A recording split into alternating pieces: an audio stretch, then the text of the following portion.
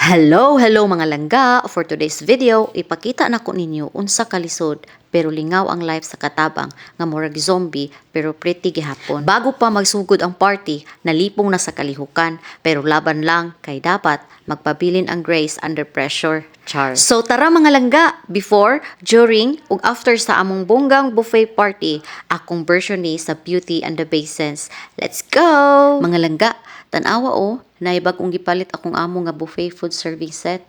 Pagka-wow. Pero sa tinuod lang, abtan jud ko kadlaw na nagpanghipos ug panghugas. Labi nag akurang usa, agoy kuyapan. Pero laban lang, kay wa man tay choice. Nganong ni enter. Amazing kaya kung amo oy. Alas 8 sa buntag, ang table kay ready na. Plato check, baso check, ang pagkaon, later na. Bag-o na to sugdan ang hurimos. Mga pisa ta, sigurohon na to sudlan atong tiyan para natay kusog mo hiwa ba. Sa tunga sa tanan nga kalihukan, nagluto pa ko para sa among lunch. Oven baked chicken with potatoes and onions. For sure, gipanggutom na to akong alaga gikan sa eskwelahan. Nahuman naman tagluto sa paniud to, diri na puta sa Pumbay nga arang kadaghan. Atong panitan pagkahuman, atong hiwaon kay daghan kay taglutoon karon. Kanina pong talong ang atong hiwaon, ingon ani ra siya kanipis mga langga ug daghan pud ang atong giandam. Pagkahuman kanina pong patatas, same lang siya sa pagkahiwa.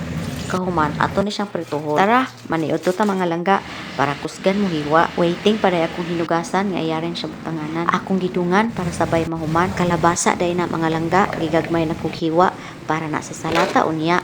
Giluto ra nako na siya sa air fryer. Nagisa na day ta og Bombay. Unya atong gihiwa ang manok ug ginagmay. Gitimplahan gisabuan pagkahuman gihan-ay. Kini nga putahe mga langga. Gitawag ni siya og chicken magloba, layered with potatoes, eggplant, without rice. Nahuman na og luto atong first dish ug ready na to serve. Next in line mga langga, kay laha meatballs. Pero bula-bula ra na siya mga langga, pero lahi lang ni laha diri kay naay sabaw.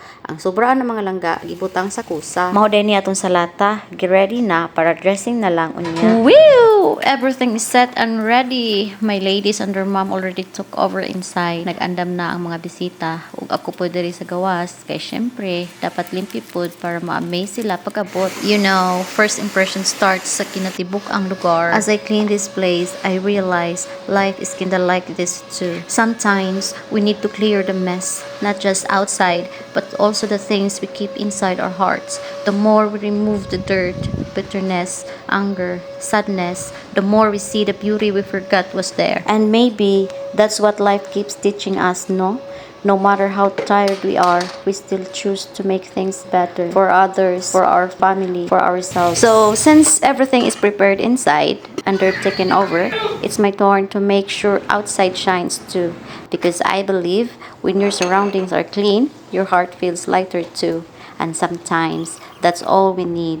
A clean space, a peaceful heart, and a reminder that we're doing our best always. Simple ra tan-awon ng salad pero likod ani kapoy paningon ug gugma sa trabaho. Mao day ni ang tinuod nga kaanyag dili lang sa pagkaon kundi sa effort nga gibuhat para mahatag ang pina kanindot. Hinay-hinay nahuman na gyud ang mga pagkaon na among giandam gikan sa simple ra nga mga ingredients karon tan-awa nindot na kaayo tan-awon.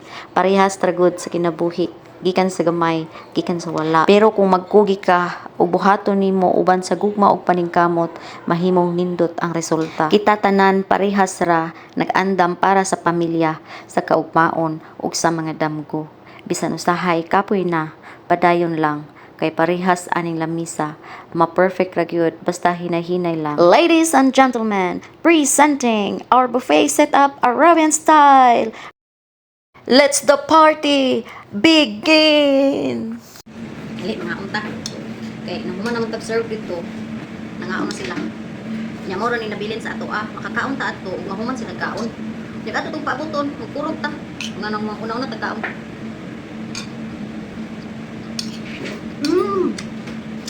Mabilang niya adi Bin, makalimot kasi yung pangalan.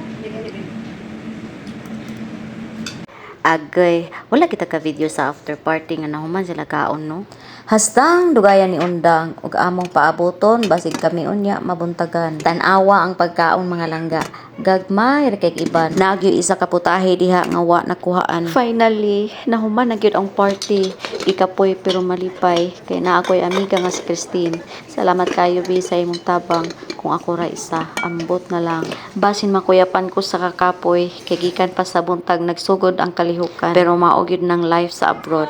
Kapoy pero lingaw kung naa kay kauban nga buutan o unungan kahangtod mahuman. Ako naging gihangyo akong madam nga dili na nako ni humanon ang tanan kay basik sa kakapoy dili na ko mabuntagan. Mayo gani kay masinabtanon og buutan iyahara kong gitugtan. Unsaon na lang kung wala nini uban akong amiga sa iyahang madam. Mag-inusara ko aning magatubang sa mga trabahoon nga wa na ko'y kusog musta gubang. Wow, naabot gid ka hangtod diri taman. Salamat kay sa inyong pagtan-aw mga langga.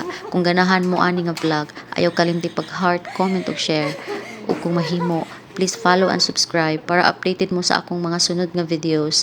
This is your girl, reminding you, bisan kapoy, smile gihapon, kay matag adlaw nga makaya nato, usana ka blessing. Diri na lang ko kutob, diri na lang ko taman. Daghang salamat sa inyong pagtan-aw mga langga. Hangtod sa sunod. Bye-bye!